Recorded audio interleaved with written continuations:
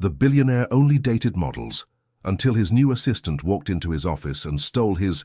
Before we explore all the details of this incredible story, tell us where you're following us from and the time. Subscribe to the channel so you don't miss a thing, and let's embark on this journey together. She knew walking through those glass doors would change everything. She just didn't know how much. Lana Spencer adjusted the strap of her worn leather bag as she stepped into the marble lobby of Dreyer Development, her reflection multiplying endlessly in the polished surfaces around her. 28 floors of gleaming steel and glass stretched above her, each one representing the empire built by a man she'd only seen in business magazines, always surrounded by leggy blondes and million-dollar deals.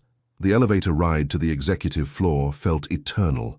Lana pressed her palms against her navy blazer, the same one she'd worn to her mother's last doctor's appointment 3 months ago.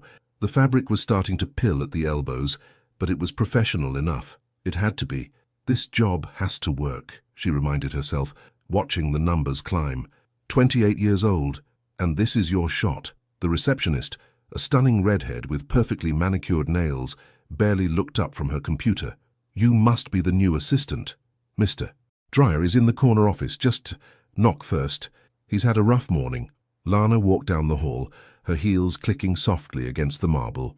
Through floor-to-ceiling windows, she could see the bustling streets of downtown Chicago, 30 floors below. Everything here screamed money, the kind of money she'd never known, the kind that bought silence and convenience and beautiful women who never had to worry about late rent or medical bills.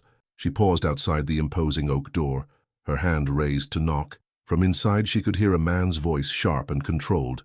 I don't care if she's crying, Davidson. If she can't handle the pressure, find someone who can. We're not running a therapy clinic here.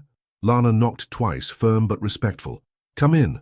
The voice was deeper in person, carrying an edge that made her spine straighten instinctively. She turned the handle and stepped inside.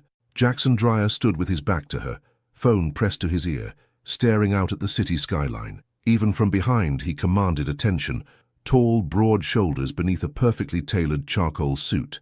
Dark hair, just slightly tousled, as if he'd been running his hands through it. When he turned around, Lana understood why models flocked to him. But it was his eyes that caught her off guard. Grey-blue, like storm clouds, and completely exhausted. I'll call you back, he said into the phone, never breaking eye contact with her. He hung up and studied her for a long moment, his gaze traveling from her sensible pumps to her neat bun, lingering on her face with something that might have been surprise. You're the new assistant. It wasn't a question. Lana Spencer. And yes, I am. She stepped forward, extending her hand. Thank you for this opportunity, Mr. Dreyer. He shook her hand briefly, his grip firm and warm. Your resume says you've been out of steady work for 2 years. I was caring for my mother. She had Alzheimer's. Lana kept her voice steady, professional. She wouldn't apologize for love. Something flickered across his features, too quick to interpret. I see. Well, Mrs. Spencer, I should be clear about expectations. I work long hours, I travel frequently, and I don't tolerate mistakes or emotional outbursts. He gestured toward the door. Did you hear that conversation when you arrived? I heard you firing someone for being human. The words left her mouth before she could stop them. The silence that followed was deafening. Jackson Dreyer stared at her, his expression unreadable. For a heartbeat, Lana was certain she'd just lost the job before she'd even started. But then something shifted in his eyes. A spark of what might have been interest? Excuse me. Lana lifted her chin slightly. You asked if I heard the conversation. I did. And that's what I heard. Someone being dismissed for showing emotion. If that's how you handle your team, I should probably know now. He took a step closer, and she caught a hint of expensive cologne mixed with coffee. Most people who walk into this office are intimidated by me, Mrs. Spencer. They agree with everything I say, laugh at my jokes, and tell me what they think I want to hear. I'm not most people. For the first time since she'd entered the room, Jackson Dreyer almost smiled. Almost. No, he said quietly, his voice carrying a note she couldn't quite identify. I'm beginning to see that you're not.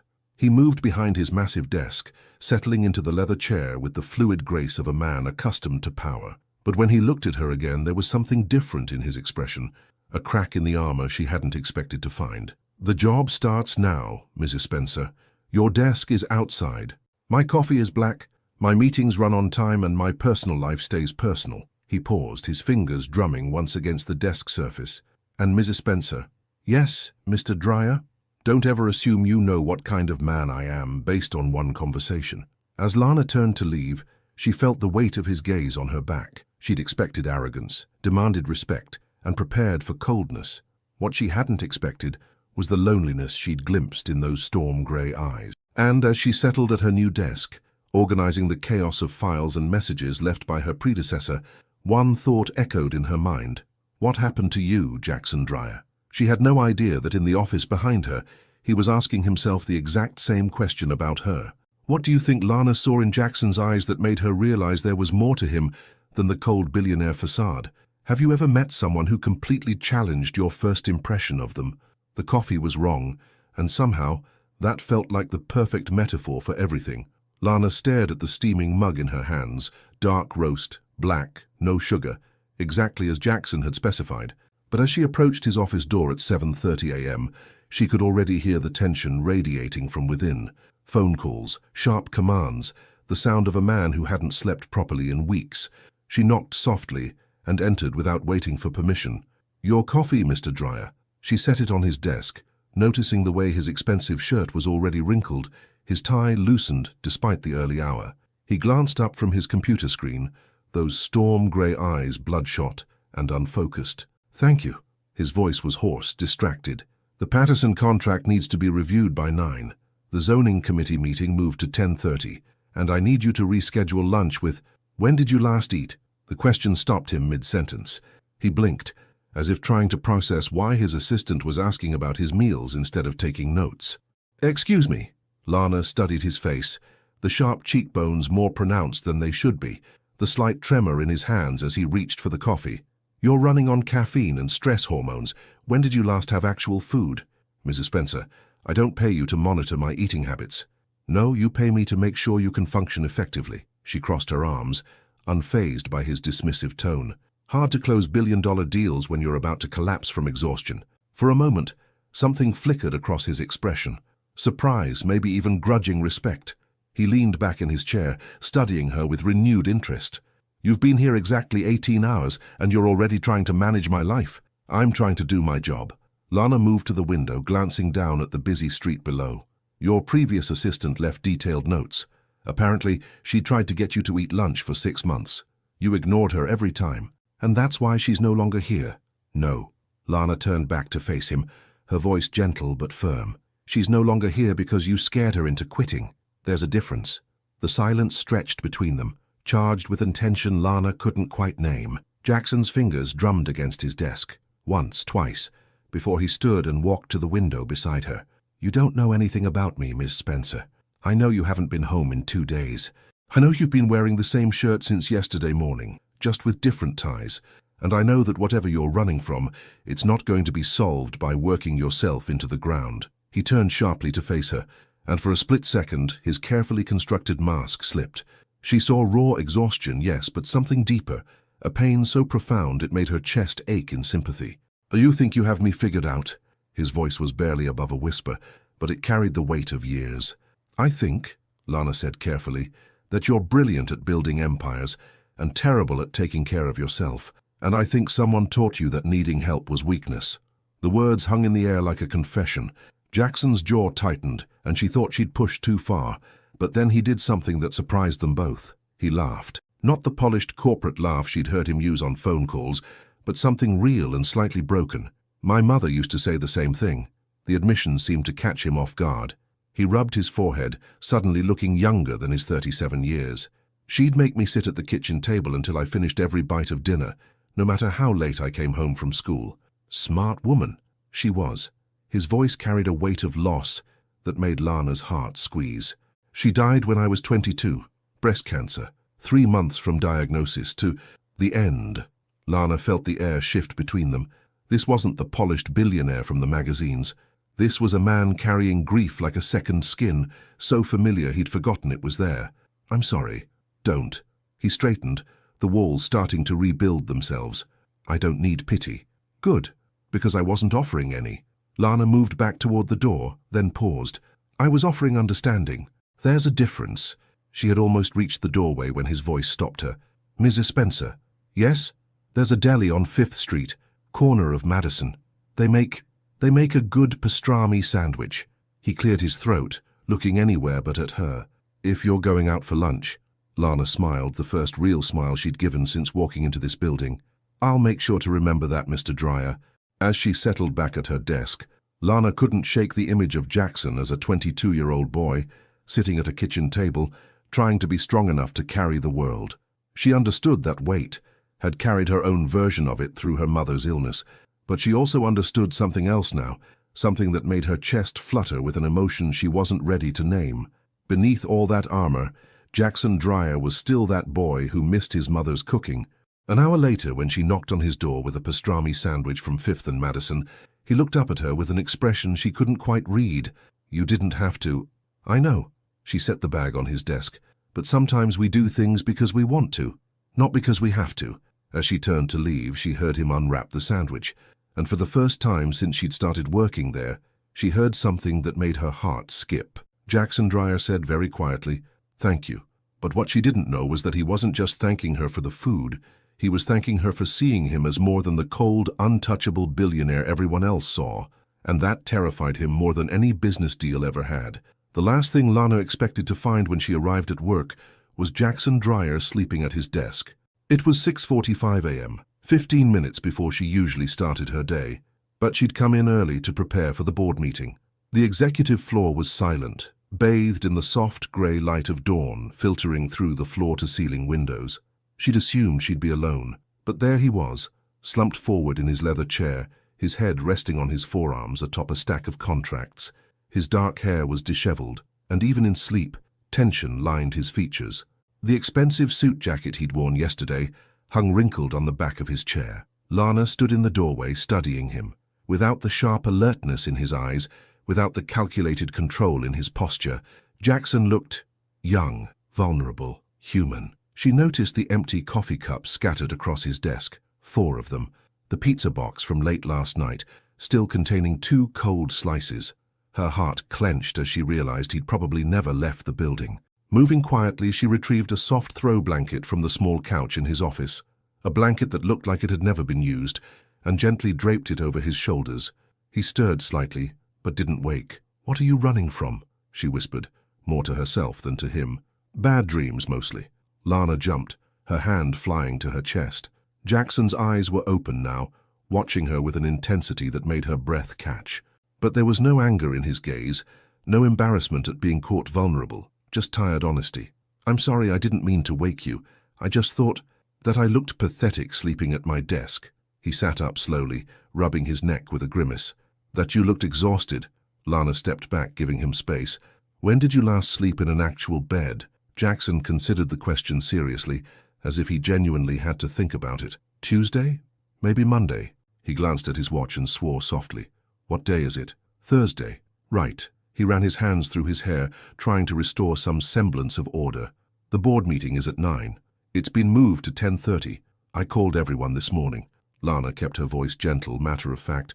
"I also had your dry cleaning picked up and brought you a fresh shirt." She gestured to the garment bag hanging on the coat rack. Jackson stared at it, then at her with an expression she couldn't quite read. "You didn't have to do that." "I know." She moved to his desk, efficiently clearing away the coffee cups and pizza box. "But you can't present the Morrison development proposal looking like you slept in your clothes, which technically you did." For a moment she thought he might argue, might retreat behind his walls again.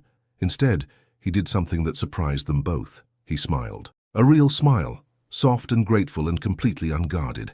"You know, Ms. Spencer, I'm beginning to think you're either the best assistant I've ever had, or you're trying to manage my entire life. Can't it be both?" The laugh that escaped him was warm and genuine, and it transformed his entire face. Gone was the cold, calculating billionaire. In his place was a man who looked like he might actually enjoy being alive. "I suppose it can." He stood, reaching for the garment bag. "Give me 10 minutes to make myself presentable." "Take 15, the world won't end if you move a little slower today." As he disappeared into the private bathroom attached to his office, Lana found herself arranging his desk with care. She noticed things she hadn't before: a small framed photo turned face down in the corner, a worn leather journal with pages that looked well thumbed, a prescription bottle with a name she couldn't quite read. She didn't touch any of them, but she filed the observations away. When Jackson emerged, transformed by the fresh shirt and a quick wash, he looked more like the man from the magazine covers. But something had shifted. The rigid perfection was still there, but softer somehow. "Better?" he asked. "Much." Lana handed him a fresh cup of coffee. Black, no sugar, exactly how he liked it. "Though you might want to consider actually going home tonight. Home is—" He paused, seeming to search for the right words. "Home is very quiet." The admission hung between them, heavy with meaning. Lana understood quiet houses, understood the kind of silence that pressed in on you until working all night seemed preferable to facing your own thoughts. "Quiet isn't always bad," she said carefully. "It is when it's all you have." The words slipped out before he could stop them, and Lana saw the exact moment he realized what he'd revealed. His jaw tightened, the walls starting to rebuild, but this time she didn't let him retreat. "Mr. Dreyer?" She waited until he met her eyes. "For what it's worth, you don't have to carry everything alone anymore." The silence that followed was different from the others they'd shared. This one pulsed with possibility, with the fragile beginning of something neither of them was ready to name. "Lana." Her name on his lips was soft, uncertain. "You don't know what you're saying." "I know exactly what I'm saying." She stepped closer, just close enough that she could see the flecks of blue in his gray eyes. "I'm saying that everyone deserves someone who sees them, really sees them, even billionaires who think they have to be perfect all the time." For a heartbeat, she thought he might say something that would change everything between them. His hand moved slightly, as if he might reach for her, and she felt her breath catch. Instead, he stepped back. "The Morrison presentation," he said, his voice carefully controlled again. "I should review it one more time before the meeting." "Of course." Lana moved toward the door, understanding the dismissal for what it was, not rejection, but fear. As she reached the threshold, his voice stopped her. "Lana?"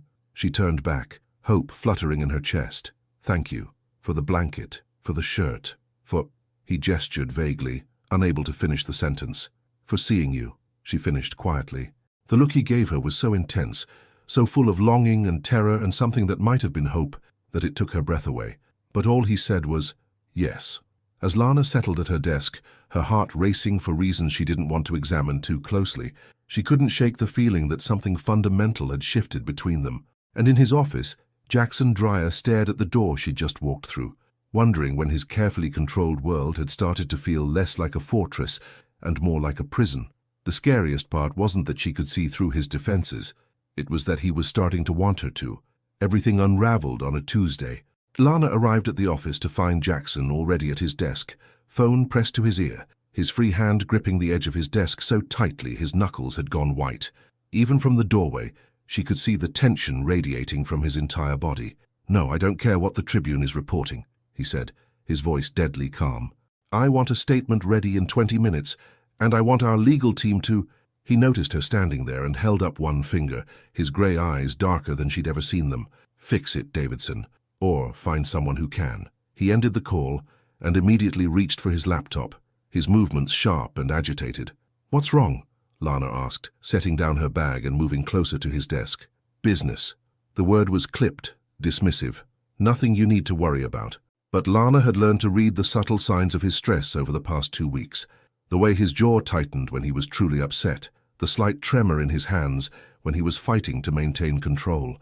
This wasn't just business. "Jackson." She used his first name deliberately, softly. "What happened?" He looked up sharply at the sound of his name on her lips. For a moment, his carefully constructed mask slipped, and she saw something that made her chest ache. Raw pain, mixed with fury and what looked like betrayal. "Someone leaked the Riverside project details to the press." His voice was barely controlled. "They're calling it luxury gentrification at the expense of low-income families. They have internal documents, Lana. Emails I wrote. Financial projections that were supposed to be confidential." Lana felt her stomach drop. She'd worked on those files, had seen the passion in his voice when he'd talked about the mixed-income housing development, the way his eyes had lit up when he'd explained how it would provide affordable options alongside luxury units. "But that's not what the project is about. You designed it specifically to prevent displacement."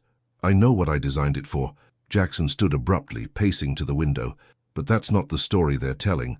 And now the city council is threatening to pull permits. The investors are getting nervous and—" He stopped, his shoulders sagging slightly. 24 months of work, gone. Lana watched him stare out at the city below, and her heart broke a little at the defeat in his posture. This wasn't just about business or money. This project had mattered to him in a way she was only beginning to understand. Who had access to those documents? Half my executive team, the legal department, city planning. He turned back to face her, and the pain in his eyes was so raw it took her breath away. Or my assistant, who has access to everything. The words hit her like a physical blow. For a moment, the room spun, and she had to grip the back of the chair to steady herself. You think I did this? It wasn't a question. She could see it in his eyes. The suspicion, the hurt, the way he was already rebuilding his walls brick by brick. I don't know what to think. His voice was quiet, but each word landed like a stone. You've been here 2 weeks, Lana. 2 weeks, and suddenly confidential information is splashed across the front page of the Tribune. So you automatically assume it was me. She kept her voice steady, though her hands were shaking. The girl from the wrong side of town who needed this job too badly to risk losing it. That's exactly what you're thinking. Lana straightened, lifting her chin despite the way her world was crumbling around her. Because people like me can't be trusted, right? We're too desperate, too hungry. We'd sell out anyone for the right price. Jackson's face went pale. Lana, I didn't say that. You didn't have to. She moved toward his desk, pulling out her keycard and setting it down with deliberate care. You know what the saddest part is? For a minute there, I thought you were different. I thought you saw me as more than just another employee you couldn't trust. I do see you. No, she shook her head, and he could see tears threatening in her dark eyes. You see what you want to see. A competent assistant when you need something done. A convenient target when something goes wrong, but you don't see me. The silence that followed was deafening. Jackson stood frozen, watching as the woman who had somehow become essential to his daily existence prepared to walk out of his life forever. If you really think I betrayed you, Lana said quietly, then you never knew me at all. She turned toward the door, and Jackson felt panic rise in his chest, sharp and immediate and completely foreign. Lana, wait. She paused but didn't turn around. I can't work for someone who doesn't trust me, Jackson. And I won't work for someone who thinks so little of me that betrayal is the first explanation that comes to mind. What if I was wrong? The question hung in the air between them, vulnerable and desperate. Lana turned slowly, and the look in her eyes made his chest tighten. What if you were wrong about what? About you, about this, about, he gestured helplessly between them, about everything. For a moment, hope flickered across her features. Then her expression hardened again. It's too late for what-ifs, Mr. Dreyer. She reached for the door handle. Find yourself a new assistant, one you can actually trust. As the door closed behind her with a soft click, Jackson sank into his chair, staring at the keycard she'd left behind. The office felt impossibly empty, impossibly quiet. For the first time in 15 years, Jackson Dreyer had found something, someone, more valuable than any business deal. And in one moment of doubt, one moment of letting his old fears override his instincts, he'd lost her. But as he sat there in the silence, one thought echoed in his mind with growing certainty. He'd been wrong about the leak. He knew it with the same instinct that had built his empire, the same gut feeling that had never steered him wrong in business, which meant he'd just destroyed the best thing that had ever happened to him, and now he had to figure out how to get her back. The question was, would she even give him the chance to try? The security footage didn't lie. Jackson stared at the timestamp on his computer screen, 11:47 p.m., Monday night. The executive floor was empty, except for one figure moving through the hallway with purpose, his head of development, Mitchell Thornburg, entering Jackson's office with a master key card. Son of a bitch, he whispered, his hands clenching into fists. It had taken him 3 sleepless days to convince building security to review the footage. 3 days of Lana's empty desk, serving as a constant reminder of his catastrophic mistake. 3 days of functioning like a machine while his chest felt hollow and wrong. Mr. Dreyer, his temporary assistant, a nervous 20-something who jumped every time he spoke, peered around the door. Mr. Davidson is here for the 4 o'clock meeting. Cancel it. Jackson didn't look away from the screen, watching Mitchell's grainy figure rifle through his desk drawers. Cancel everything for the rest of the day? Sir, the Morrison Group is expecting... I said cancel everything. The assistant disappeared quickly, and Jackson leaned back in his chair, his mind racing. Mitchell Thornburg, his oldest employee, someone he'd trusted for over a decade, someone who'd been quietly undermining the Riverside project for months, pushing for pure luxury development, instead of mixed-income housing. Someone who'd known exactly how to frame Lana for his betrayal. Jackson reached for his phone, then stopped. He needed more than security footage. He needed proof that would clear Lana's name completely and nail Mitchell to the wall. It took him another 2 hours to find it. Hidden in Mitchell's computer, which IT accessed under Jackson's executive authority, was a trail of emails to Tribune reporter Kyle Vance. Promises of exclusive information about Dreyer Development's hypocritical housing schemes. Financial compensation for stories that would expose the truth about gentrification disguised as charity. But it was the final email that made Jackson's blood run cold. Make sure the story mentions the new assistant, Spencer, I think her name is. If this blows up, Dreyer needs someone to blame, and she's perfect. Young, desperate, no connections. He'll throw her under the bus without thinking twice. Jackson stared at the screen until the words blurred together. Mitchell hadn't just stolen information. He deliberately orchestrated Lana's downfall, counting on Jackson's distrust and class prejudices to destroy an innocent woman. And Jackson had played right into his hands. 20 minutes later, Jackson stood in Mitchell's corner office. A security guard flanked behind him. Mitchell looked up from his desk with a smile that died the moment he saw Jackson's expression. "Jax, good to see you. I heard about the Tribune mess. Terrible business. Have you figured out who it was you?" The simple statement hung in the air like a blade. Mitchell's face went through a series of expressions. Surprise, confusion, then calculation. "I'm sorry, what are you talking about?" Jackson placed a printed copy of the email chain on Mitchell's desk. 23 emails to Kyle Vance. $15,000 in wire transfers to an offshore account in your wife's maiden name, and security footage of you in my office Monday night. Mitchell's face went ashen. "Jackson, I can explain." "You can explain how you framed an innocent woman for your betrayal?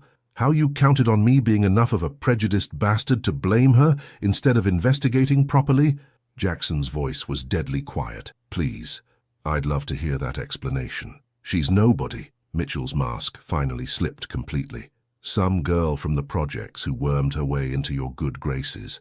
The Riverside project was worth hundreds of millions, and you were going to throw it away for some idealistic housing scheme that would barely break even. So you destroyed it, and you destroyed her in the process. I saved your reputation. Can you imagine what the board would say if they knew you were making emotional decisions because of some assistant you've been staring at like a lovesick teenager?" The words hit their mark, but not in the way Mitchell intended. Instead of shame, Jackson felt clarity wash over him like cold water. "You're right," he said quietly. "I have been making emotional decisions. Starting right now." He turned to the security guard. "Escort Mr. Thornburg out of the building. He's terminated effective immediately. Legal will be in touch about the criminal charges." As Mitchell was led away, still protesting his innocence and demanding lawyers, Jackson stood alone in the office, surrounded by the wreckage of a 15-year professional relationship. But all he could think about was Lana. Lana, who'd walked away with her dignity intact while he'd stood there doubting everything he thought he knew about her. Lana, who'd looked at him with such disappointment that it had felt like a physical blow. Lana, who deserved better than a man too damaged by his own past to recognize honesty when it was standing right in front of him. He pulled out his phone and dialed her number from memory. It went straight to voicemail. "Lana, it's Jackson. I found out who leaked the information. It wasn't you, it was never you, and I should have known that from the beginning. I should have trusted you, and I should have—" His voice caught. "I should have been the man you thought I could be. Please call me back. Please let me explain." He hung up and stared at the phone, waiting for it to ring. It didn't. An hour later, he was standing outside her apartment building in a neighborhood he'd never visited before. Small brick buildings with metal fire escapes, corner stores with neon signs, children playing on sidewalks that had seen better days. It was a world away from his penthouse, but it was real in a way his life had never been. He climbed 3 flights of narrow stairs and knocked on apartment 3B. The door opened a crack, stopped by a security chain. One dark eye peered out at him, then the door closed completely. "Lana, please. I know you don't want to see me, but I need to tell you something. Tell me through the door." Her voice was muffled but firm, and it broke his heart a little more. "It was Mitchell Thornburg. He leaked the information and set you up to take the fall. I have proof. Emails, financial records, security footage. I've already fired him and turned everything over to the police." Silence. "Lana? Good for you." Her voice was flat, emotionless. "You cleared my name. Consider your conscience clean. That's not why I'm here. Then why are you here, Jackson?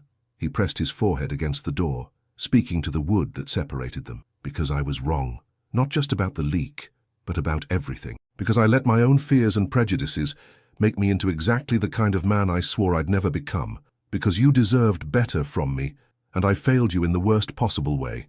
The silence stretched so long, he thought she'd walked away. Then he heard the chain slide and the door opened. Lana stood in the doorway wearing faded jeans and an oversized sweater, her hair loose around her shoulders. She looked beautiful and tired and utterly done with him. "You want forgiveness?" she asked quietly.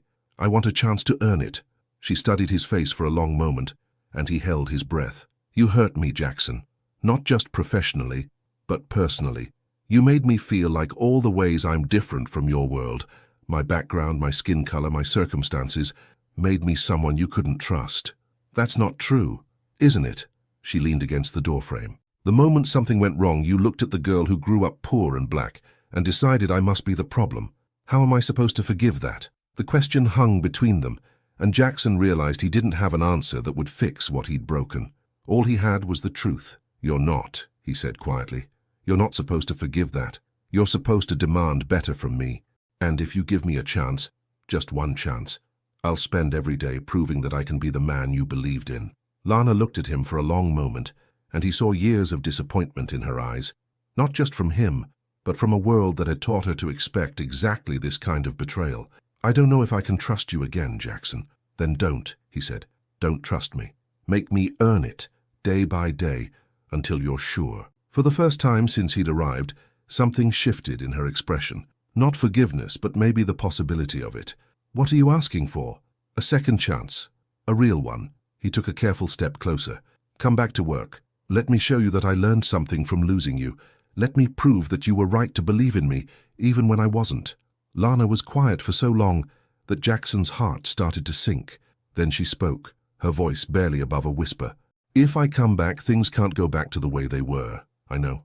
I won't be your assistant anymore.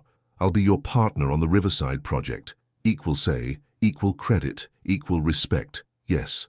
And if you ever doubt my integrity again, I walk away for good. No explanations, no second chances." "Are we clear?" Jackson looked into her eyes and saw the steel beneath the softness, the strength that had carried her through caring for her dying mother and fighting for respect in a world that questioned her worth. "We're clear." She nodded once, then stepped back into her apartment. "I'll see you Monday morning, Mr. Dreyer. Don't make me regret this." As the door closed between them, Jackson stood in the hallway, his heart pounding with something that felt dangerously close to hope. He'd gotten his second chance. Now he just had to make sure he didn't waste it. Walking back into Dreyer Development felt like entering a different world. Lana stood in the marble lobby Monday morning, wearing her best navy suit and carrying herself with a confidence that hadn't been there 3 weeks ago. She wasn't the grateful assistant anymore, desperately hoping to keep her job. She was a partner now, someone with power and voice and the right to demand respect. The elevator ride to the executive floor felt eternal, but this time it wasn't nerves making her stomach flutter. It was anticipation.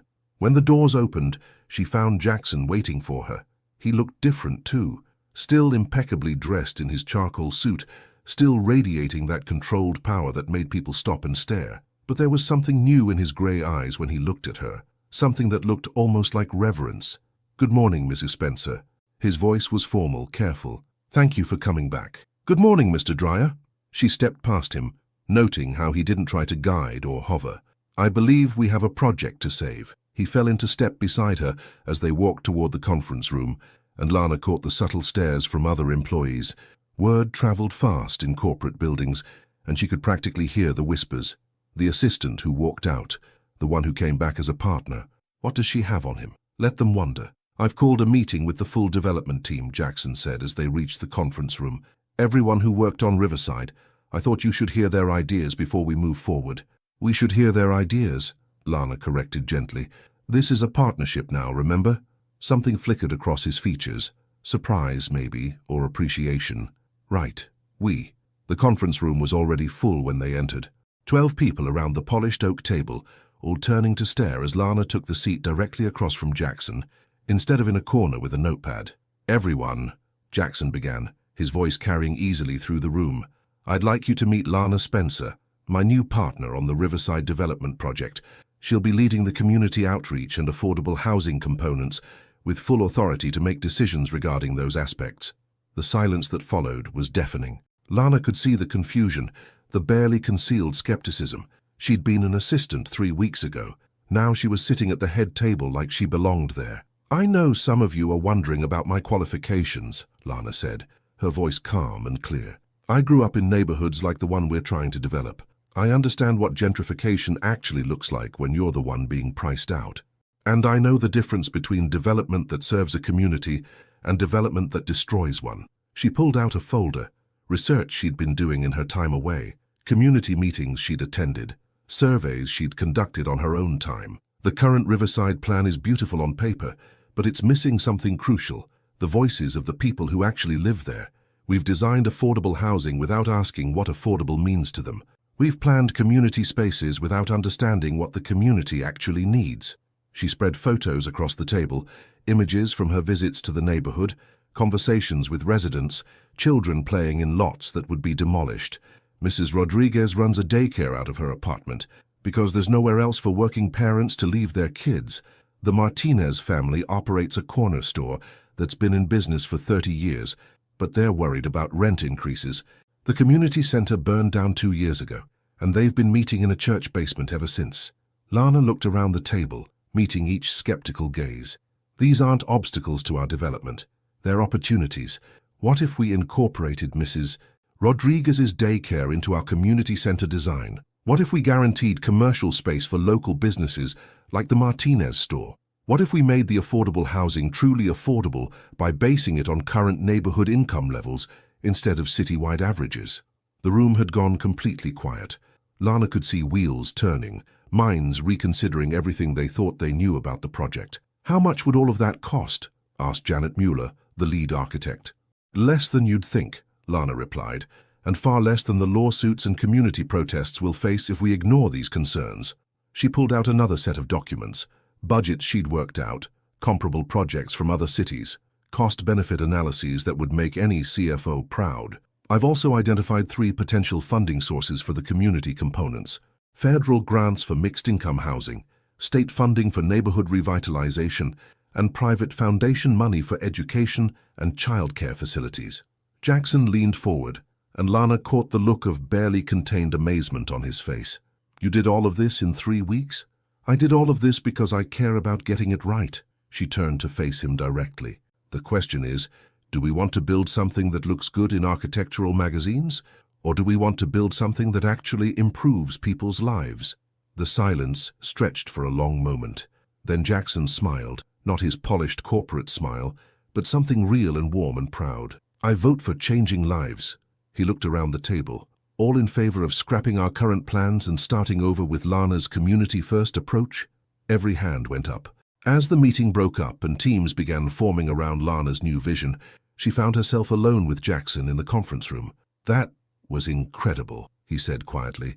"You've been thinking about this project differently from the beginning, haven't you?" "I've been thinking about it like someone who knows what it's like to be displaced." Lana began gathering her papers, trying to ignore the way his admiration made her chest flutter. "You hired me to be your assistant, but you needed a translator, someone who could bridge the gap between your world and theirs." "I hired you because you were qualified," Jackson corrected. "But you're right. I needed something I didn't even know I was missing." "And what's that?" He was quiet for a moment, studying her face. "Perspective, conscience. Someone who could see the human cost of my decisions before it was too late to change them." The words hung between them, heavy with meaning that went far beyond business partnerships and development projects. "Jackson, I know." He stepped closer, but not too close, still giving her space, still respecting the boundaries she'd set. "I know we're not there yet.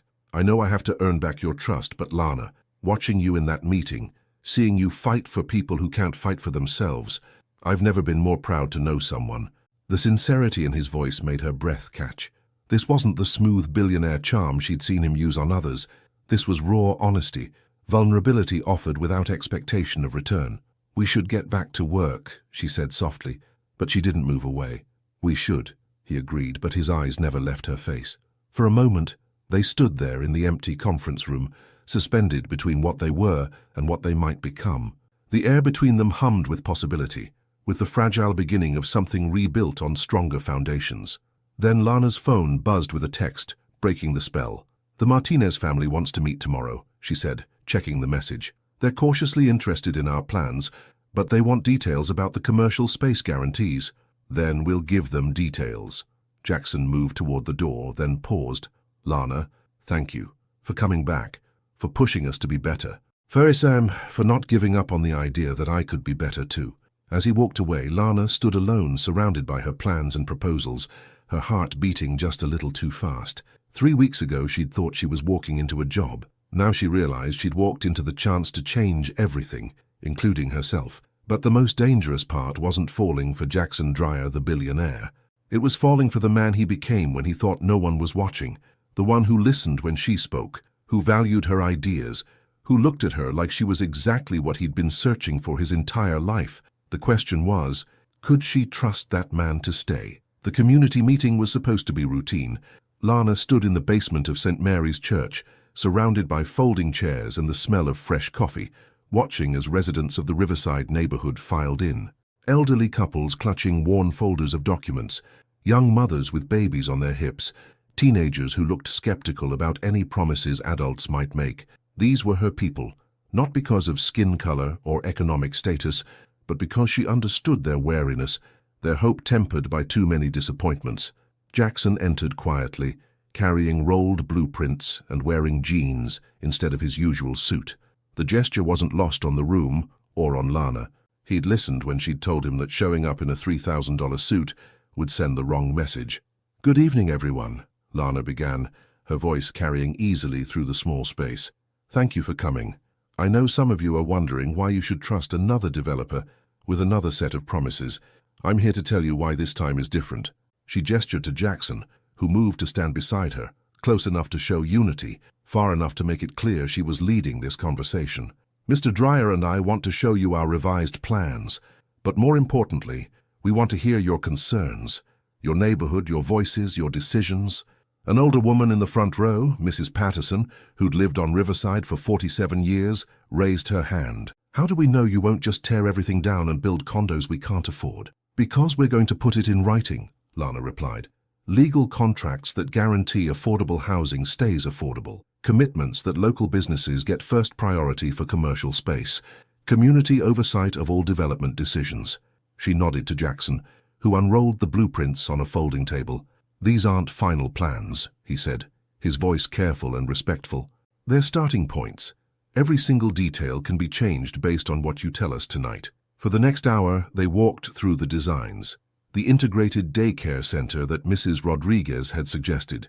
Commercial space designed specifically for the Martinez family's corner store. Green spaces, where children currently played in vacant lots. But it was Miguel Santos, a 17-year-old whose family had been in the neighborhood for 3 generations, who asked the question that changed everything. "What happens when you get bored of this project?" His voice carried the sharp edge of someone who'd seen too many broken promises. "What happens when some other rich developer offers you more money to tear it all down?" The room went silent. It was the question everyone was thinking but hadn't dared to ask. Jackson started to answer, but Lana held up her hand. She looked directly at Miguel, seeing herself at 17, angry, hopeful, and tired of being disappointed by people who claimed to care. "That's the right question," she said, "and I don't have an easy answer for you. But I can tell you this, I grew up in a neighborhood just like this one. I watched it get developed by people who didn't live there, didn't understand it, and didn't stick around to see what their pretty plans actually did to real families." She moved closer to the group, her voice gaining strength. "I can't promise Mr. Dreyer won't get bored. I can't promise some corporate board won't decide this project isn't profitable enough. But I can promise you this. I'm not going anywhere. This project succeeds or fails based on whether it actually improves your lives, not whether it looks good in a magazine." "What does that mean exactly?" asked Mrs. Patterson. Lana took a deep breath, making a decision that would change everything. "It means I'm moving here to Riverside. I'm buying one of the affordable housing units we're building, and I'm making this neighborhood my home. If this project fails, I fail with it. If it succeeds, we all succeed together." The room erupted in surprised murmurs. In her peripheral vision, Lana saw Jackson's eyes widen with shock. They'd never discussed this. She'd decided it in this moment, standing in front of people who needed to know someone would be accountable for the promises being made. "You'd really do that?" Miguel asked, suspicion warring with hope in his voice. "I'll sign the purchase agreement this week," Lana replied. "Before groundbreaking, before construction, before any of you have to trust us with your homes." Mrs. Patterson leaned forward. "And what about him?" She pointed to Jackson. "What's his skin in the game?" All eyes turned to Jackson, and Lana held her breath. This was his moment, the test of whether he truly understood what she was asking of him. He was quiet for a long moment, studying the faces around him. Then he spoke, his voice steady and certain. "Mrs. Patterson, I can't move to Riverside. I have business commitments that require me to live downtown, but I can do something else." He pulled out his phone, typed quickly, then turned the screen toward the room. "I just transferred $5 million into an escrow account that can only be accessed if this project meets every single commitment we make tonight. If we fail you, you keep the money for whatever the community decides it needs." The silence was deafening. $5 million, whispered Mrs. Rodriguez. "That's—" Miguel shook his head. "That's real money. Money that could actually change things." "That's the point," Jackson said quietly. "Ms. Spencer is right. Words are cheap. Actions matter. This project either succeeds for all of us, or it fails for all of us." The meeting continued for another 2 hours, but the energy had shifted completely. These weren't corporate developers making empty promises anymore. These were partners with genuine stakes in the outcome. As the residents filed out, many stopping to shake Lana's hand or ask detailed questions about timeline, she found herself alone in the church basement with Jackson. $5 million, she said quietly. "That wasn't in any of our planning sessions. Neither was you moving to Riverside." He stepped closer, his gray eyes intense. "Lana, you didn't have to do that. You could have convinced them without putting my money where my mouth is." She turned to face him fully. "Yes, I could have. But then I'd be just another person making promises I didn't have to keep." "Is that what you think I was doing? Making promises I didn't have to keep?" The question hung between them, loaded with meaning that went far beyond neighborhood development. "I think," Lana said carefully, "that you're learning what it means to have something to lose." Jackson moved closer, close enough that she could see the flecks of blue in his gray eyes, close enough to catch his scent, expensive cologne mixed with something uniquely him. "I've had something to lose for weeks now," he said quietly. "I just didn't realize how much until I almost lost it." "Jackson, I know we're taking this slow. I know I have to earn back your trust. But Lana, what you did tonight, the way you stood up for those people, the way you put yourself on the line for something you believe in, I've never known anyone like you." His hand moved toward hers, stopping just short of touching. "You make me want to be the kind of man who deserves someone like you." The words hung in the air between them, vulnerable and honest and so full of longing that Lana felt her breath catch. For a moment, she let herself imagine what it would be like to close that gap between them, to trust the sincerity in his eyes, to believe that the man standing in a church basement in jeans and sneakers was more real than the billionaire in designer suits. Then her phone buzzed with a text from Miguel. "Thank you for tonight. For the first time, I actually have hope." Reality crashed back over her. This wasn't about her and Jackson anymore. This was about an entire community that was trusting them to keep their word. "We should go," she said softly. "Big day tomorrow." "Lana," his voice stopped her as she reached for her jacket. "What you did tonight, it wasn't just brave, it was right. And I want you to know that whatever happens between us personally, I'll never let you down professionally. This project, these people, they matter to me now because they matter to you." As they walked out of the church together, side by side but not touching, Lana felt something shift in her chest. Not love, not yet, but the dangerous beginning of belief. The question wasn't whether Jackson Dreyer could change. The question was whether she was brave enough to let herself fall for the man he was becoming. Because standing in that church basement, watching him put $5 million on the line for people he barely knew, she'd seen something that scared her more than his wealth or power ever had. She'd seen the man she could love completely, and that terrified her more than anything else. The call came at 2:47 a.m. Lana jolted awake, her heart hammering as she fumbled for her phone in the darkness of her apartment. Unknown number, but something made her answer. "Lana!" Jackson's voice was rough, strained. "I'm sorry to call so late, but I didn't know who else." "Jackson, what's wrong?" She sat up, instantly alert. In the 6 weeks since the community meeting, they'd grown closer, working late on project details, sharing quiet conversations over coffee, building something careful and precious between them. But he'd never called her like this. "It's my father." His voice cracked slightly. He's alive, Lana. And he's here." The words hung in the air, making no sense. "What do you mean? I thought your father died when you were young." "So did I." A bitter laugh escaped him. "Turns out my mother just told me he was dead. Easier than explaining why he left us for another family. Another son." Lana's chest tightened. "Jackson, where are you?" "The office. I know it's stupid, but I couldn't go home. Couldn't sit in that empty apartment and think about—" He trailed off. "I'm coming over." "Lana, you don't have to—" "I'm already putting on shoes. Give me 20 minutes. The line went quiet for a moment. Then, so softly she almost missed it. "Thank you." Lana dressed quickly. Jeans, sweater, sneakers, and grabbed her keys. The streets were empty at this hour, the city stripped down to its essential self. Streetlights and silence and the occasional taxi carrying someone home from a life she couldn't imagine. She found Jackson in his office, still wearing the clothes from their dinner meeting with the architectural firm 8 hours earlier. He was sitting on the floor beside the floor-to-ceiling windows, knees drawn up, staring out at the city lights below. "Hey," she said softly, settling beside him on the plush carpet. "Hey yourself." He didn't look at her, but she could see the tension in his shoulders, the way his hands were clenched into fists. "Thanks for coming. I know I shouldn't have called." "Yes, you should have." She studied his profile, the sharp line of his jaw, the way his dark hair fell across his forehead. "Tell me what happened." Jackson was quiet for so long, she thought he might not answer. Then the words began spilling out, raw and painful and years in the making. "He showed up at my building tonight. Robert Dreyer, 63 years old, silver hair, expensive suit. Looked exactly like what I might become in 25 years. His voice was flat, emotionless.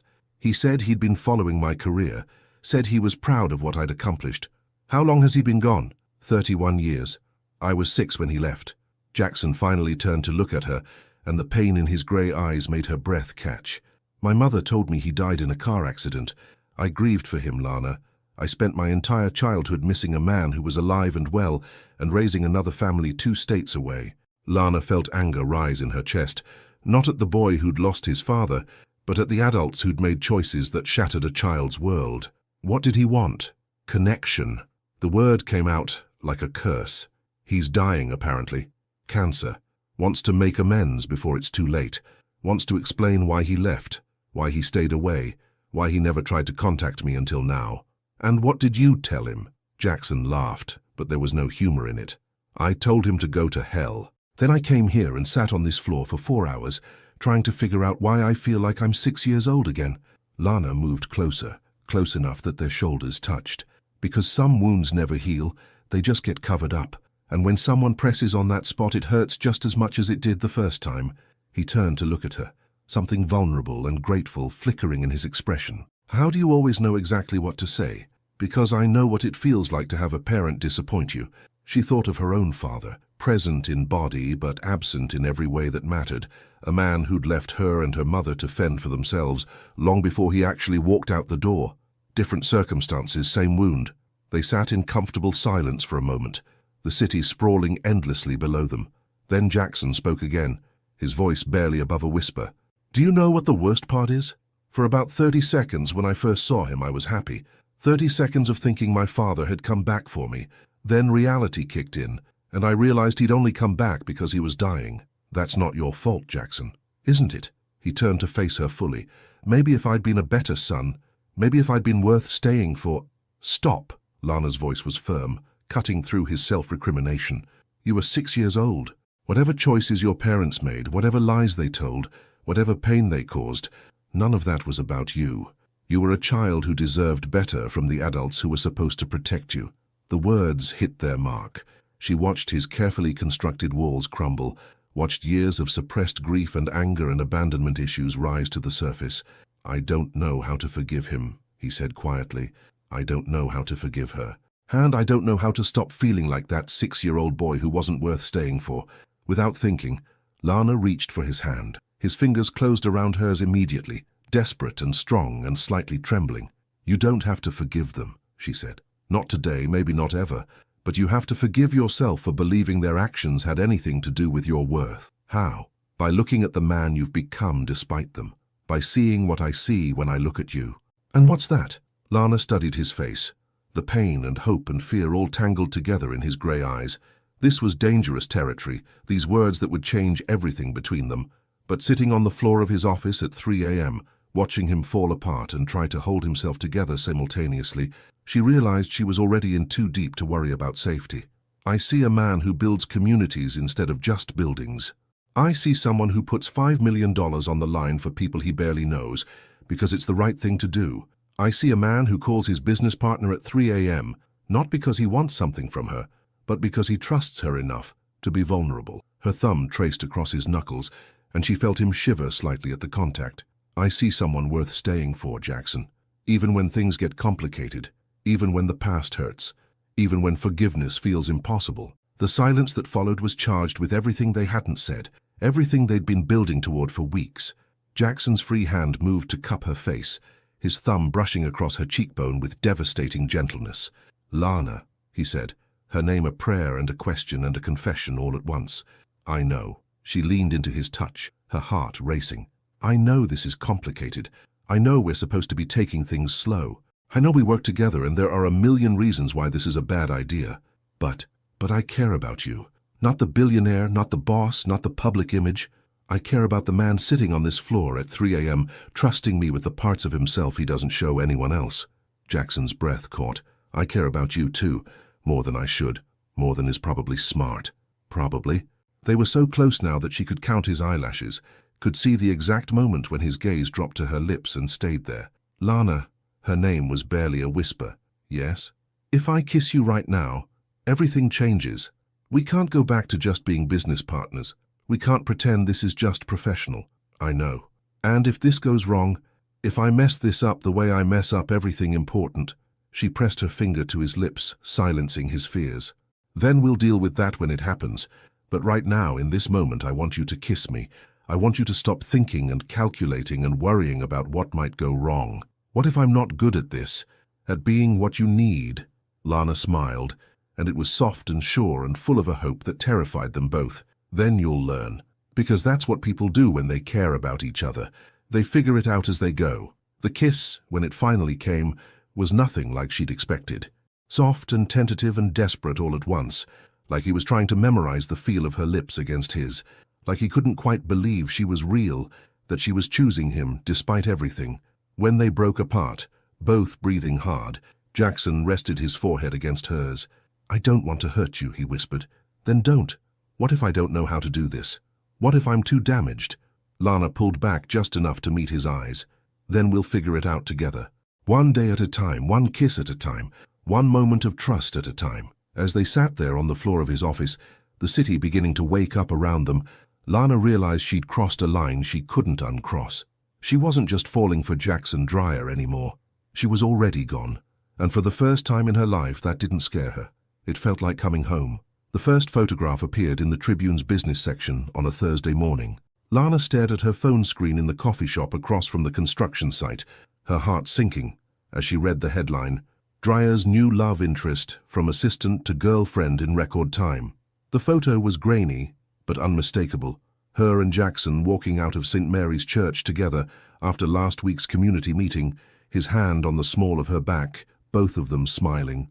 To anyone looking, they appeared to be exactly what they were becoming, two people falling in love. But the article beneath the photo was vicious. Sources close to Dreyer Development confirmed that billionaire CEO Jackson Dreyer has moved on from his usual type, supermodels and socialites, to his former assistant, Lana Spencer.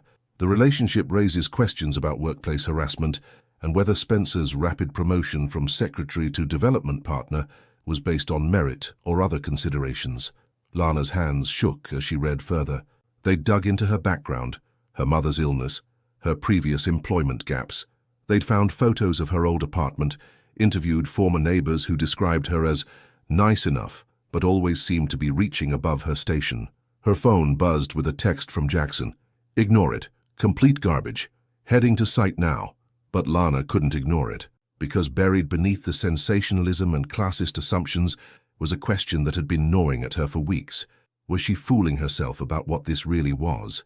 When she arrived at the Riverside construction site 20 minutes later, Jackson was already there, standing with the foreman and pointing at foundation work that was ahead of schedule. He looked up as she approached, his grey eyes immediately scanning her face. "You read it?" Hard to miss when it's the top story in the business section. Lana tried to keep her voice light, professional. They were in public, surrounded by construction workers and neighbors who'd stopped to watch the progress. "Lana," his voice was quiet, concerned. "Talk to me." "Not here." She glanced around at the curious faces. After the site inspection, the next 2 hours were torture.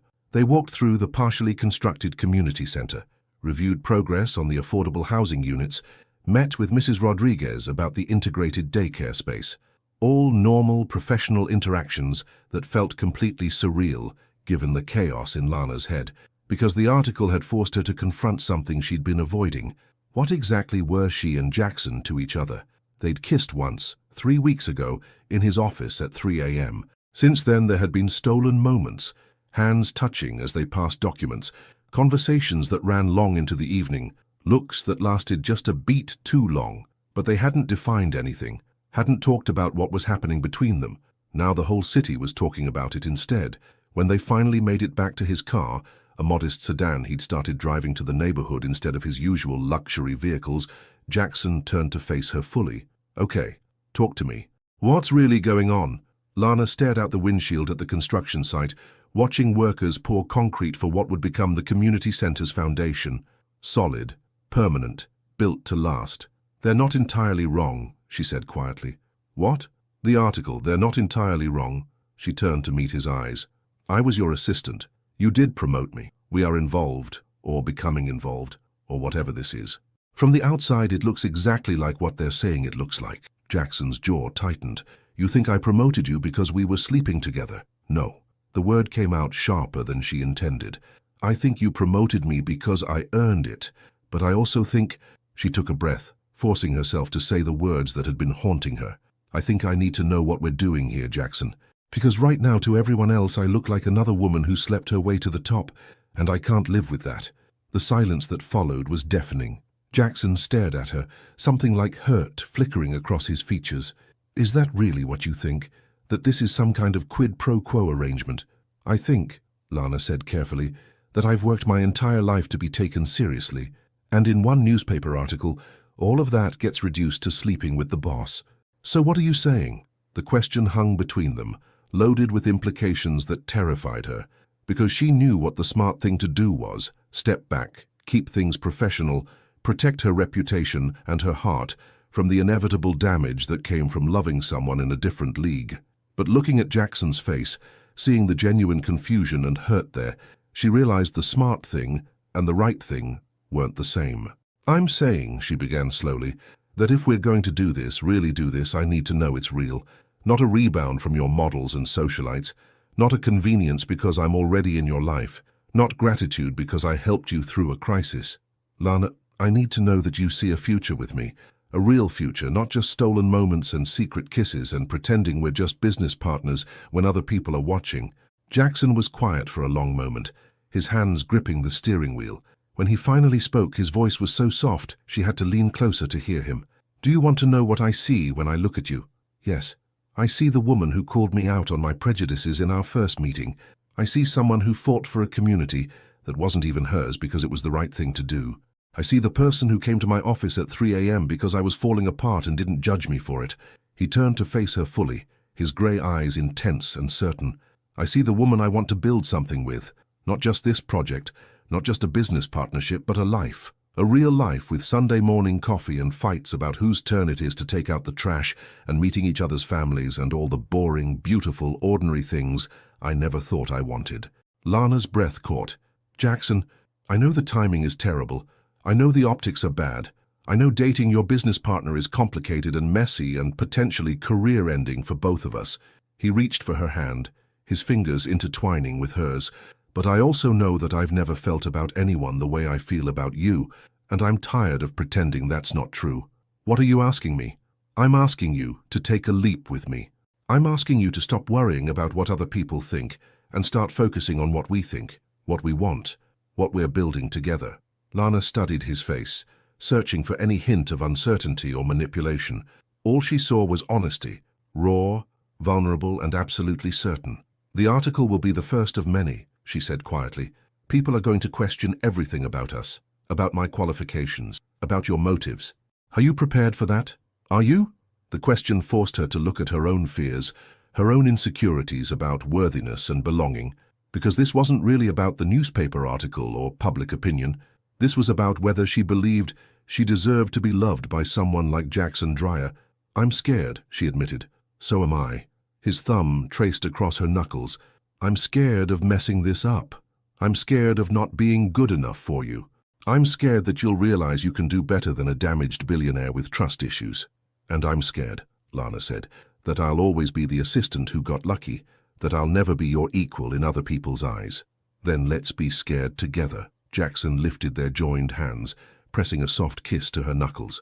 "Let's build something so strong, so real, so undeniably right, that it doesn't matter what anyone else thinks." For a moment, Lana let herself imagine it, walking into company events as his partner, not his employee, introducing him to the Martinez family as her boyfriend, not just her business colleague, building a life that belonged to both of them, not just his world or hers, but something entirely new. "Okay," she said softly, "okay. Okay, let's take the leap." She turned their hands so she could kiss his knuckles in return. "Let's see what we can build together." The smile that spread across Jackson's face was brilliant and relieved, and so full of love that it took her breath away. "So, what do we do about the Tribune article?" Lana grinned, feeling lighter than she had all day. "We ignore it, and we make sure our next public appearance is so obviously, ridiculously, head over heels in love, that no one can question whether this is real." "I like that plan." "Good, because tomorrow night you're taking me to dinner. Somewhere public, somewhere fancy, somewhere that leaves absolutely no doubt about how we feel about each other." As Jackson leaned across the console to kiss her, soft and sure and full of promise, Lana realized something that surprised her. She wasn't scared anymore. She was ready to fall completely, publicly, irrevocably in love with Jackson Dreyer. The only question now was whether the rest of the world was ready to watch it happen. 6 months later, the Riverside Community Center was ready for its grand opening. Lana stood in the main hall, watching as families streamed through the doors she and Jackson had fought to design, fund, and build. Children ran toward the playground equipment visible through floor-to-ceiling windows. Teenagers gathered around the computer lab that would offer free coding classes. Elderly residents settled into comfortable chairs in the library space, already deep in conversation about the book club Mrs. Patterson had organized. It was everything they'd dreamed of and more. "Look at that," Jackson said softly, appearing beside her with 2 cups of coffee from the Fair Trade Cafe that now operated in the corner space. "Mrs. Rodriguez's daycare has a waiting list 3 months long." Lana smiled, accepting the coffee and letting herself lean into his warmth. 6 months of being together publicly had taught her to cherish these quiet moments before events, when it was just the two of them watching their shared vision come to life. "And the Martinez family store?" she asked, though she already knew the answer. "Doubled their revenue in the first month. Turns out having 400 new neighbors is good for business." Jackson's arms circled her waist, natural and easy and right. "Miguel Santos starts his internship with our architectural firm next week. The 17-year-old who didn't trust us? The same one. He's designed some modifications for the community garden that are honestly brilliant." Lana felt her chest swell with pride, not for herself, but for the community that had taken a chance on 2 people with a crazy idea about development that actually served people instead of displacing them. "Miss Spencer, Mr. Dreyer." They turned to see Miguel himself approaching, wearing a crisp button-down shirt and a grin that made him look younger than his 18 years. "The Tribune photographer wants pictures of you with the first families moving into the affordable housing units," he said. "Something about a follow-up story to—" He paused, suddenly awkward. "To the article questioning whether I slept my way to this position?" Lana finished with a laugh. "It's okay, Miguel. We can talk about it." The follow-up article had run 2 weeks ago, 6 months after the original hit piece. This time the headline read, "Riverside Development, a model for community-centered growth." The reporter had interviewed dozens of residents, city officials, and housing advocates. Not one person questioned Lana's qualifications or contributions. In fact, 3 other cities had already reached out about replicating their model. "You sure you're okay with more photos?" Jackson asked quietly. "I know the media attention has been intense," Lana suggested. Invasive? Occasionally sexist and racist? All of the above. She turned to face him fully, studying the concern in his gray eyes. 6 months of being Chicago's most unexpected power couple had taught them both what it meant to love someone in the public eye. The scrutiny was relentless, the judgment swift, and the pressure to be perfect exhausting. But it had also taught them something else. They were stronger together than either of them had ever been alone. "I'm more than okay with it," she said, "because every photo, every article, every public appearance is proof that this works. That we work. That a billionaire and a girl from the projects can build something real and lasting and beautiful. Even when they call you a gold digger? Even when they call you a fool for giving up supermodels for someone ordinary." Jackson's laugh was warm and genuine. "Ordinary? Lana, you revolutionized how this city thinks about development. You've been invited to speak at 3 universities about community-centered urban planning. You're about as far from ordinary as it's possible to get. To you, maybe. To the world." She shrugged. "To the world, I'm still the assistant who got lucky." "Do you care?" It was a question he'd asked her dozens of times over the past 6 months, and her answer had evolved each time. Today, surrounded by tangible proof of what they'd accomplished together, she finally knew her response. "I care about the people in this room. I care about the families who can afford to live here because we insisted on real affordability standards. I care about Miguel having opportunities he wouldn't have had 6 months ago." She reached up to touch his face, her thumb tracing the line of his jaw.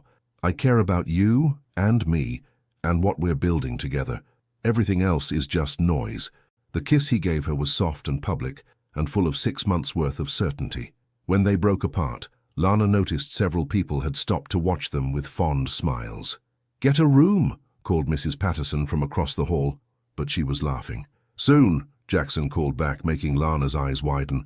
"Soon?" But before he could answer, Miguel was back with the photographer, and they were swept into an hour of interviews and pictures and conversations with residents who wanted to thank them personally. It wasn't until much later, after the crowds had thinned and the official ceremonies were over, that Lana found herself alone with Jackson in the community center garden. The sun was setting, painting the sky in shades of orange and pink, and the sounds of families enjoying their new space drifted through the evening air. "It's beautiful," she said, looking around at the vegetable plots and playground equipment, the benches where neighbors were already gathering to chat. "It is." But when she turned, Jackson wasn't looking at the garden. He was looking at her. "Lana, there's something I need to ask you." Something in his tone made her heart skip. "Okay. 6 months ago you asked me if I could see a future with you. A real future." He took her hands, his fingers slightly trembling. "I told you I could see Sunday morning coffee and fights about taking out the trash and all the ordinary beautiful things I'd never thought I wanted. I remember. I've had those things with you, every single one of them and more. But there's one thing I haven't had yet." He dropped to one knee, and Lana's breath caught. "The chance to promise you forever." The ring box he pulled from his pocket was simple, elegant, nothing flashy or ostentatious. Just a classic solitaire that caught the last rays of sunlight and threw them back in tiny rainbows. "Lana Spencer," Jackson said, his voice steady despite the emotion in his eyes. "You walked into my office 8 months ago and changed everything about who I thought I was and what I thought I wanted. You made me brave enough to care about something more than profit margins. You made me believe that love could be partnership, that success could be measured in lives improved instead of dollars earned." Tears were streaming down her face now, but she didn't care. "You made me want to be worthy of someone like you," he continued. "Someone who sees the best in people, who fights for what's right, who builds bridges instead of walls. Will you marry me? Will you let me spend the rest of my life trying to deserve the love you've given me?" For a moment, Lana couldn't speak. She looked around at the community center they'd built together, at the families they'd fought for, at the man kneeling in front of her who'd become her partner in every sense of the word.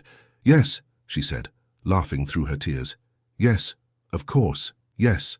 The ring slid onto her finger perfectly, as if it had been made for her hand. When Jackson stood and kissed her, spinning her around in the garden they'd designed together, Lana felt something click into place in her chest. This was home. Not the building or the neighborhood or the city, but this, being loved completely by someone who saw all of her and chose her anyway, being part of something bigger than herself, something that mattered, something that would last. "I love you," she said against his lips. "I love you too." He set her down gently, his hands framing her face. Ready to scandalize the Tribune with an engagement announcement? Bring it on, she said, grinning. Let them try to explain how the billionaire's assistant became his fiancée. I can't wait to see them spin that story. As they walked back toward the community center hand in hand, Lana's new ring catching the streetlights, she realized something that made her laugh out loud. What? Jackson asked. I was just thinking. 8 months ago, I thought I was applying for a job as your assistant. And now? Now I realize I was applying for the position of your partner. In business, in life, in everything that matters. She squeezed his hand. Best job interview of my life. Best hiring decision of mine. They paused at the entrance to the community center, looking back at the families still enjoying the space as evening settled around them. Think we'll be able to do this again? Lana asked. Find another community, build something beautiful. With you? Jackson brought her hand to his lips, pressing a soft kiss to her new ring. I think we can do anything. As they walked into their future together, surrounded by the life they'd built and the love they'd found, Lana knew he was right. They could do anything, starting with forever. 5 years later, the morning sun streamed through the windows of their home office, casting golden light across architectural plans scattered on the shared desk. Lana looked up from her laptop, watching as Jackson paced the length of their converted garage, phone pressed to his ear, gesturing animatedly as he discussed zoning permits for their latest project in Detroit. His hair was slightly mussed from sleep, his feet bare beneath expensive suit pants, and there was a coffee stain on his shirt that he hadn't noticed yet. 5 years of marriage had taught her to love these imperfect morning moments most of all. No, the community input sessions are non-negotiable, he was saying into the phone.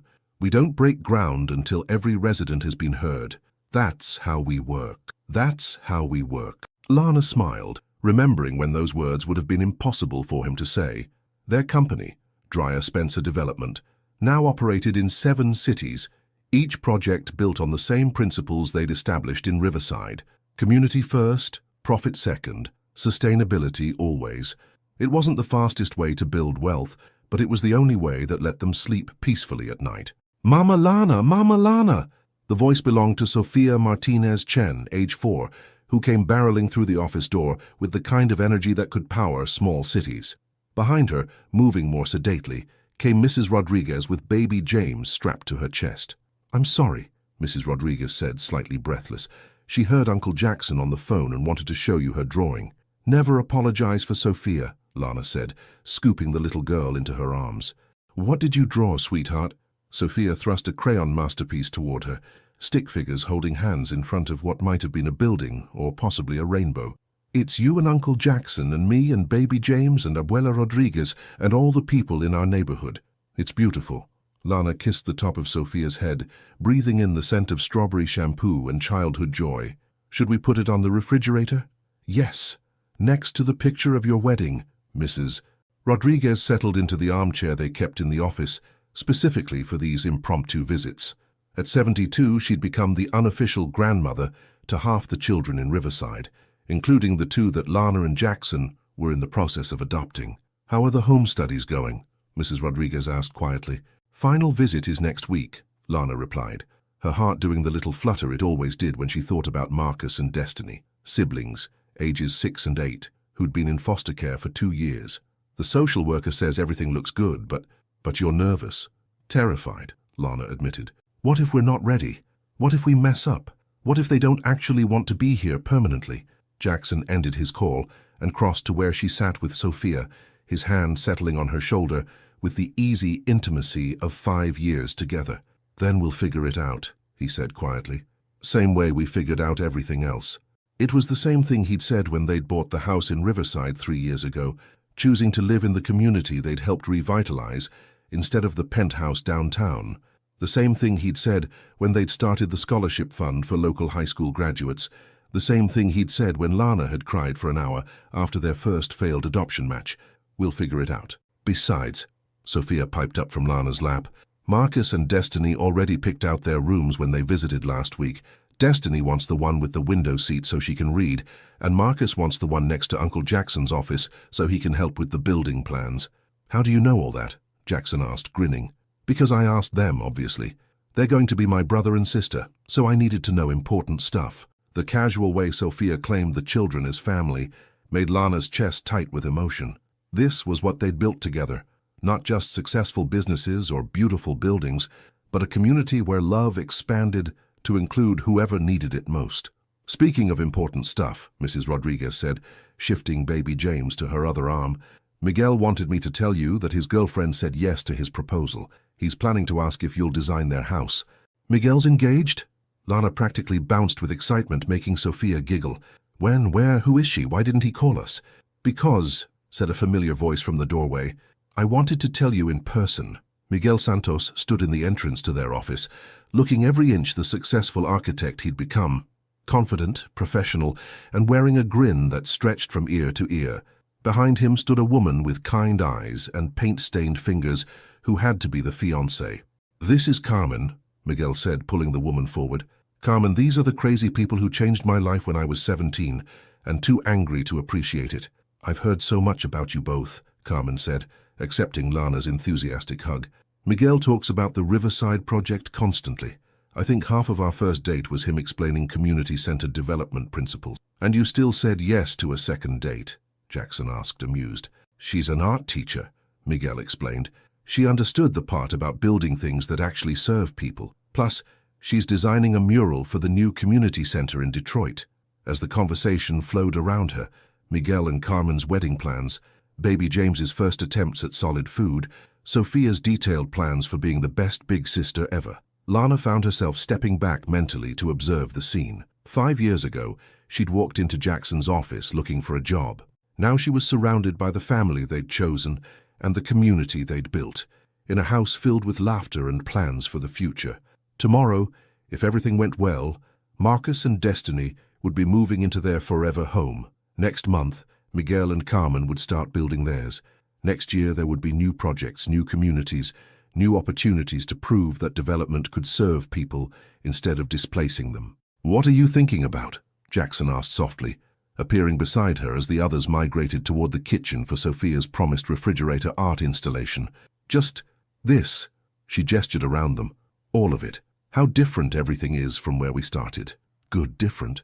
The best different. She leaned into his side, still marveling at how perfectly they fit together. Do you ever miss it? Your old life? The simplicity of just making money? Jackson was quiet for a moment, considering the question seriously. You know what I miss most about my old life? What? How easy it was to measure success. Profit margins, stock prices, quarterly reports. Everything was quantifiable. He looked toward the kitchen, where Sophia was explaining to Carmen why her drawing deserved the place of honor next to their wedding photo.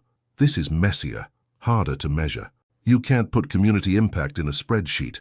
But every night I go to sleep knowing that I spent the day making the world a little bit better, that the work we do matters to people whose names I know, whose stories I care about. He turned to face her fully. I wouldn't trade that for all the simple profit margins in the world, even when Sophia uses our architectural plans as coloring pages. Especially then. His laugh was warm and content. She's going to be an architect someday, you know. She's already better at community planning than half my graduate school classmates. And Marcus wants to learn about sustainable building materials. And Destiny is convinced that every neighborhood needs a library and a garden. We're raising the next generation of community developers, Lana said, wonder in her voice. We're raising kids who understand that success means lifting others up with you, Jackson corrected. That's the best legacy we could leave. They stood together in their home office, surrounded by the evidence of lives well lived and love well shared. Through the window, Lana could see the Riverside Community Center in the distance, its playground full of children whose families could afford to live in the neighborhood they'd helped create. Ready for the rest of our lives? Jackson asked, echoing the question he'd posed 5 years ago, when everything was uncertain and terrifying and new. With you? Lana reached for his hand, her wedding ring catching the morning light. I'm ready for anything.